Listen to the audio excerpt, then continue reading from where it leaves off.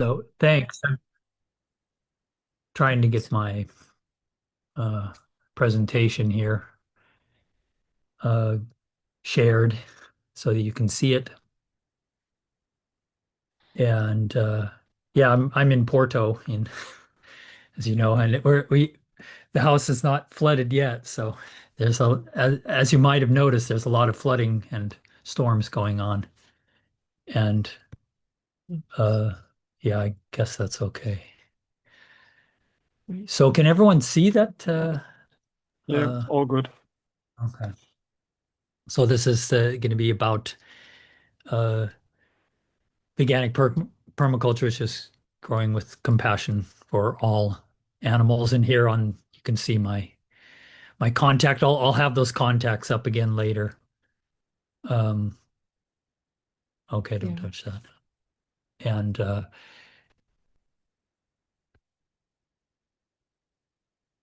why is that? Okay, so well, this is a symbol for growing without. Also, basically, Veganic is growing without animal products, and this is like a certification symbol. Um, in the center. And then around this, they've also used exactly that certification symbol for the organic network, which has a great mapping system. So, and anyone, and I encourage everyone here to join if they are even in support of. So you can, as a supporter of veganic growing, you can join the network as well. And as you can see, there's across the world, there's a lot of different gardens and supporters, um, uh, and it does have this website that you can see here, the address, one map, one map.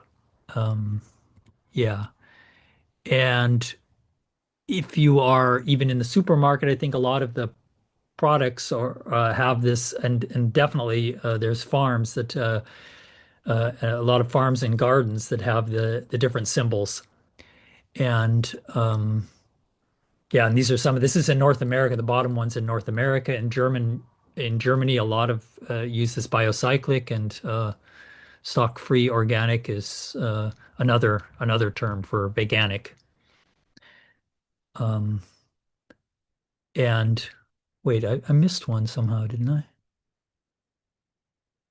No, I guess not. Okay, so and I'm doing this about veganic permaculture. So obviously the three core principles: earth care, fair share, and people care.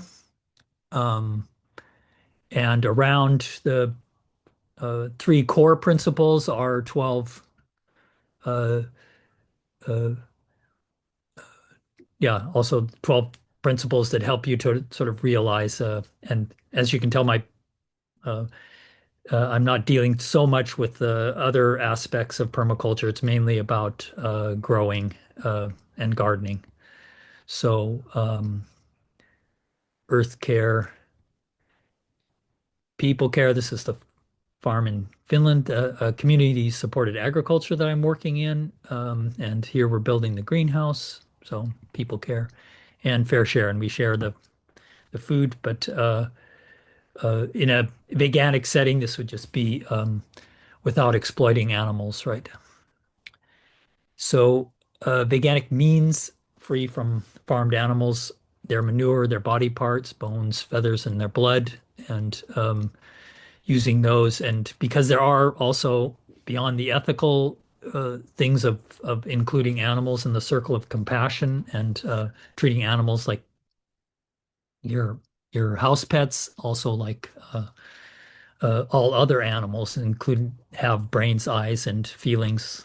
So we want to include those, and but a lot of the manure can include herbicide and antibiotic contamination, nitrate leaching into the groundwater, and human pathogens as like E. coli. So it's good to use veganic also to keep those problems away. It works with a like permaculture. It works with the veganic system, vegan organic, works to imitate nature and the ecosystems that plants use. So you don't use tillage so much. Um, use a great diversity of plants, and you add, which is probably the biggest question that most people have, is you use plants to compost instead of animal manure. So, um, and this sort of is, and obviously there's a lot to this, so I'm not going to in 20 minutes, and we still have Liu is going to show her garden too, so I'm just quickly going to present the aspects of it, right? And we're not going to go into details about how it works, but just that it does work without using animal. And you can see animals, it's without enslaved or domesticated animals. It uses definitely all the wild animals in a balance. Yeah. So there's a lot of different ways to add the plant residues, as we call it, or the and the foremost one, of course, is just you have your compost piles, right?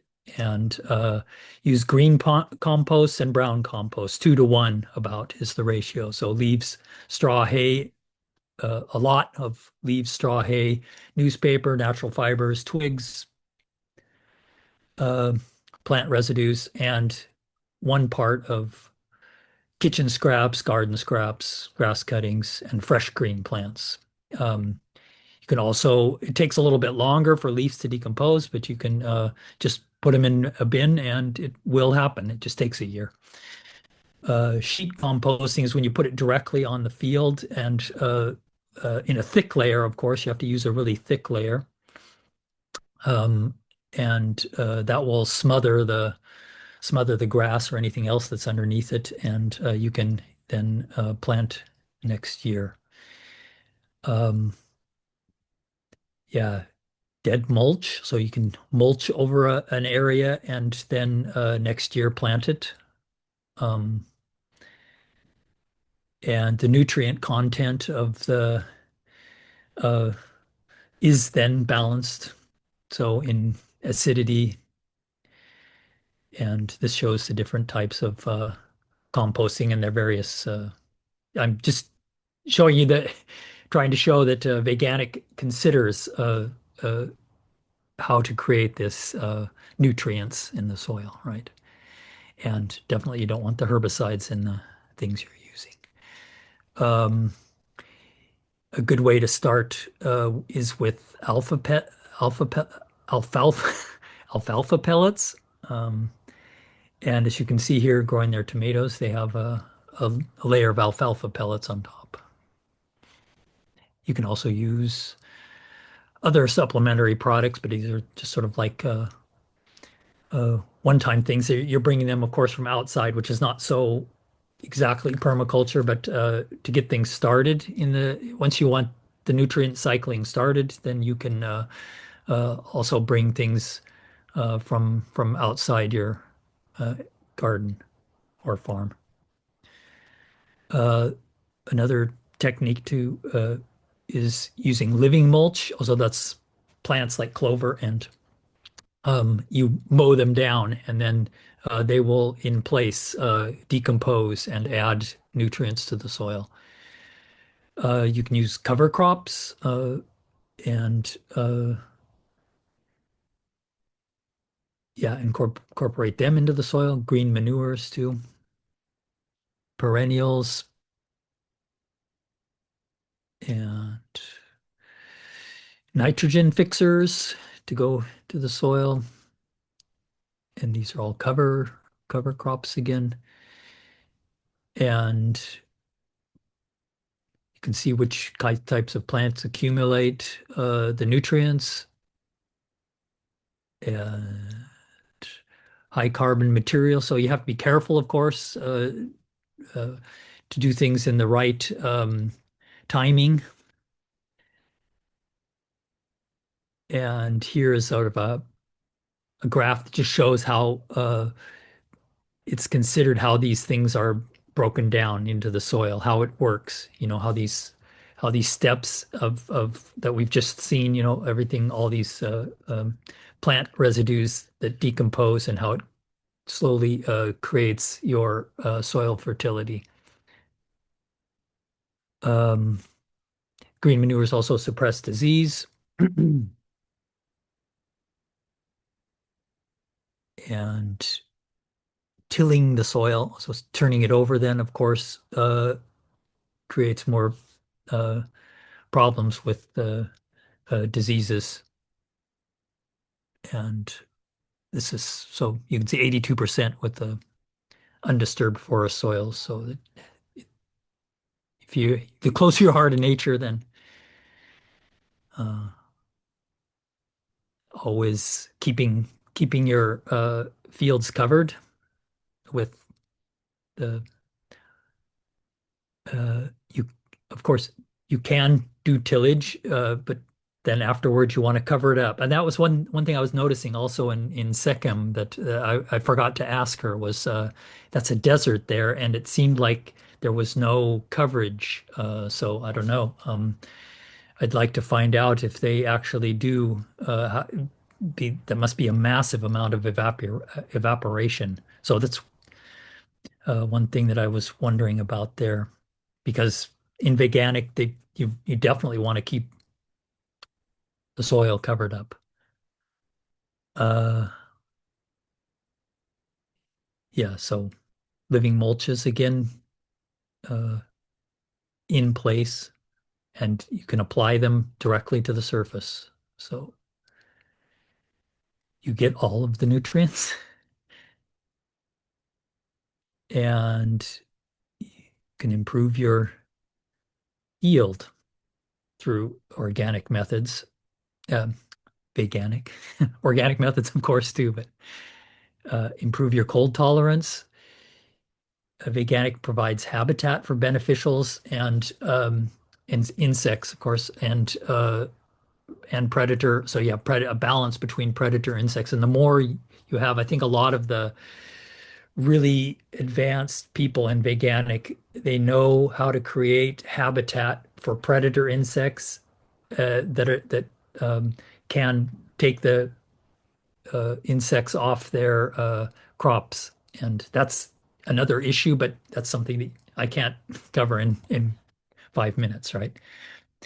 It You have to have habitat for pollinators to increase your fruit set, and long-term soil health improves slowly but surely. Um, so applying the plant residues, you have a mix out of carbon and nitrogen that we studied earlier. And here's an example of how you could put it in an urban setting. So here's one that I did. Here's a design that I did with one family house, creating a veganic permaculture design with the fruit trees and the gardens, sort of like maximal keyhole design, so that you can reach every area. So you can grow a lot of edibles around. The only thing that's missing here, I might add, is a pond. I did have a pond in the final solution at the end. So here you can remove the lawn. We'll see later. There's another method, uh, and yeah, making the beds, pouring on the plant matter. Also, you can see wood chips or dead mulch in this case. And you can also use vinegar as a herbicide.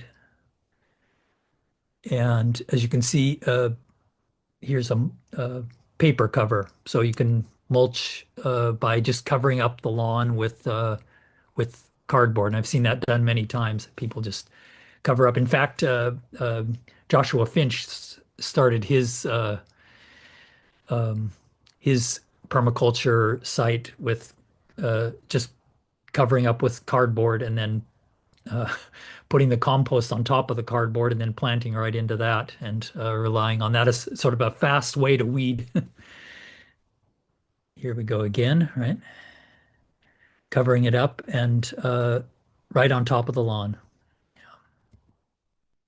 This is an excellent system that I saw is using 30 centimeters of hay right on top of the lawn. And you have to use thick hay because if it's thin, the seeds will get down into the soil and be able to sprout up. So the hay has to be really thick, and you don't want to use straw, of course, because straw has no seeds, no nutrients, and um, it's a straw is good for suppressing weeds, but it won't do much for fertility. Yeah.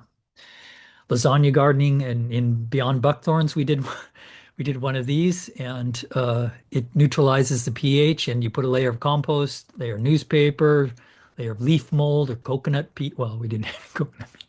Compost, garden soil, grass clippings. So you just put layer on top of layer, and then you can plant your plants in that. And in permaculture systems, we use 7 different layers. So large fruit trees, small fruit trees, shrubs, herbaceous layer on the ground, like comfrey beet and herbs and carrots and rhizosphere, and on the soil surface, a ground cover plant like strawberries, and then the climbers are the seventh layer that go up, like grapes or hardy kiwi or something. Um, 3 dimensions, yes, 3 dimensions. Here's a list of shade-tolerant annual edibles. And of course, the biodiversity again. Here you have a field where you can have your habitat for beneficial insects, pollinators, birds, etc.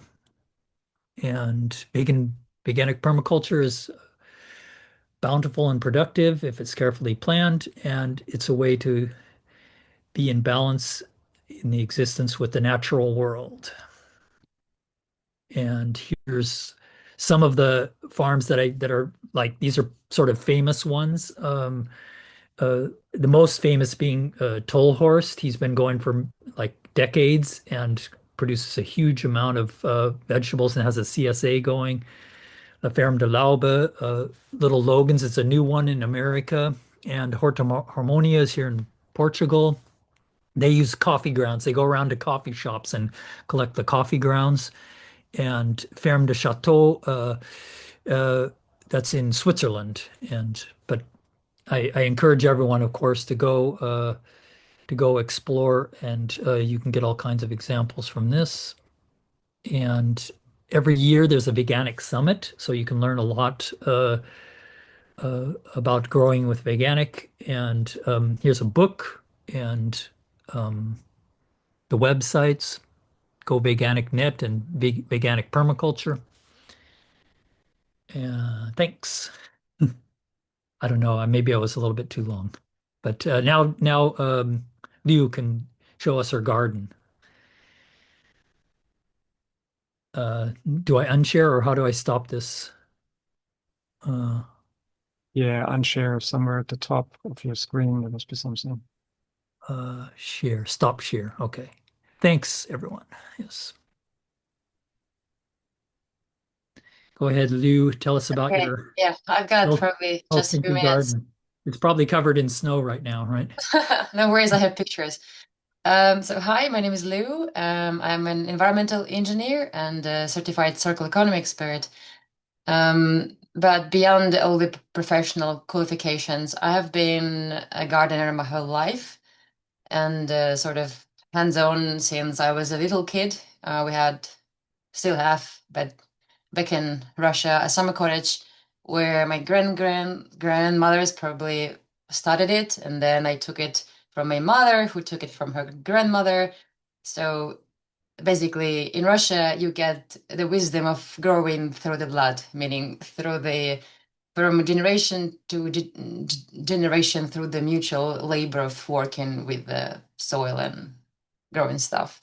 So I remember not quite enjoying the routine work of weeding and watering and planting, but the only thing I did enjoy when I was a kid is harvesting. And yeah, of course. But as I grew up, I discovered that just the process of working with the soil and creating something out of nothing, I mean, not with my own hands, but letting the nature do its thing, just fascinated me so much that I'm so eager nowadays to learn the like this perfect way of gardening. So now I can share maybe my slides. Can you see this? Not yet. Not Okay. quite yet. Not yet. That's something Now it's coming. No. Okay. So so as far as my research has brought me, I have discovered biocyclic veganic gardening, and the fact that it can become a game changer for the future farming to solve so many issues our industrial agriculture currently have. So the biocyclic veganic agriculture is based on pretty simple principle of creating humus soil from plant-based organic waste. So originator of this concept was Adolf Hoops, and he understood that the future of farming would be organic and plant-based. And he realized that the nutrients you get from manure that the animals get from eating plants. And so you don't need this middleman to bring the nutrients to the soil to grow stuff.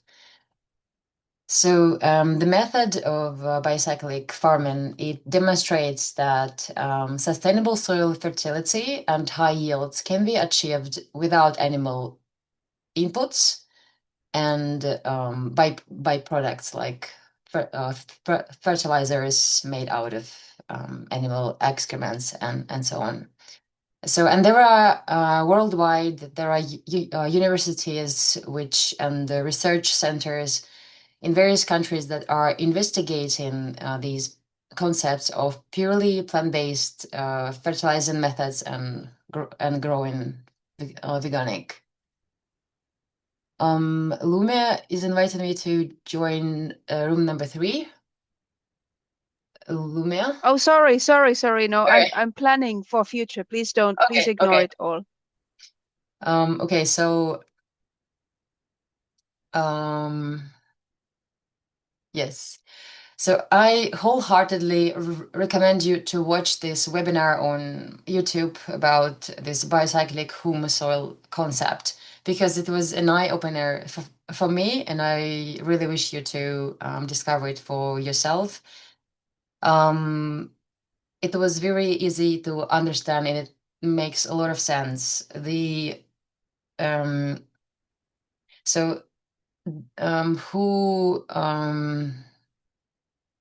There's this German doctor Eisenbach. He has decades of research and experimenting onto the subject, and I can only direct you now to discover it for yourself. But the very core concepts were that there is a passive and that there is a active nutrients intake by plants, and what we apply in the conventional agriculture is the passive concept. And the thing is that passive nutrient intake, it creates a system that cannot sustain itself. And that is why we have an issue of soil degradation around the world now. And that is why we have to switch to the active nutrient intake in our agricultural systems. So because active nutrient intake is how nature designed it.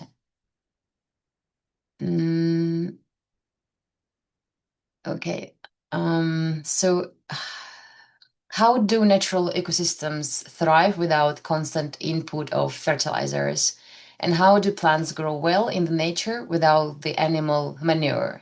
Have we ever asked ourselves that question? So forests, how do they thrive for centuries without us bringing their fertilizers of any kind? So using animal manure to create a healthy soil is in fact counterproductive, because animal manure has a big portion of water-soluble nutrients. And plants which are given this manure, they cannot help but absorb them with the water. And what happens to a plant which is nourished with water-soluble elements? The plant detects that all the nutrients are gotten through the water, and it gets lazy because its natural process would be to get nutrients actually through the roots. So creating this symbiosis between the root system and soil bacteria. So such soils which are routinely fed manure, they cannot be naturally healthy and they cannot be naturally fertile because we have to keep feeding them more and more input, in this case, animal manure, all the time. So here is the motto of the biocyclic veganic agriculture, that you sort of go without the middleman from healthy soils through the healthy plants to the human health. And just to make one more solid point, why animal manure cannot and should not be used to create fertile soil, is that what Jon already also mentioned, that almost all the animal waste, it comes from the conventional farms, which feed animals a large amount of antibiotics, and thus the use of manure, even through composting, it can be detrimental to soil health because soil bacteria just dies off. And let's remember once again that it is the soil organisms that create healthy soils. Okay, and now as a promise, I'm gonna show you quickly my own garden.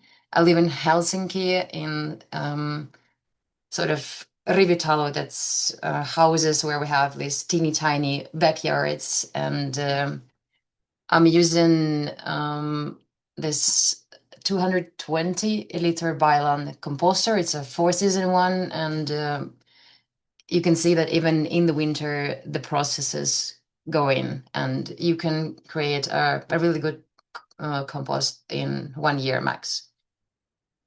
I'm propagating plants every spring for already 3 years, and I'm experimenting a lot what I can grow. I grow chilies indoors first in the pots, and then I take them outdoors, and they just thrive in the summer, and I get like a lot of chilies. Radishes come very easy, and I tried to grow tomatoes last year. Apparently these were indeterminate tomatoes, so they overgrew the greenhouse, and I had to take the roof off. Squashes, beetroots, everything grew pretty well in my opinion. And I also utilized this deep gardening boxes, and I even did the guerrilla gardening because that area behind the fence is not really mine, but nobody's growing there anything, and it's just free for the use. So I grow their stuff as well. So this is the produce I got last summer, I think, and I tried this variety of small tomatoes which didn't grow much. Actually, I replanted them and I took them indoors, and now they even grow more indoors, not as much as in the summer, but they do grow still under the artificial lighting. I have blueberry bushes. I have a plum tree. I know it's like it looks a lot, but this whole thing is in a very small backyard. I even tried to grow cucumbers last year. I didn't get much because I planted very late, and Finland is cold country where autumn comes very suddenly. And as you can see, veganic agriculture does not exclude all the animals. This is not the concept which some people think it is. We exclude all the exploitations of animals, but any wild or domestic animal which comes by and wants to munch on leaves, or I don't know, like predators, they eat the bed bugs. We are very welcoming. As you see, we have all sorts of wildlife coming by and munching on some kale, but then they also, leave their excrements. So it is also okay to accept that, and it only a bonus in this case. So that's it. Yeah, I'm afraid I took a bit more than a few minutes. Wonderful. Thank you very much. No, that was that could have been the whole session, a full session. Very, very interesting.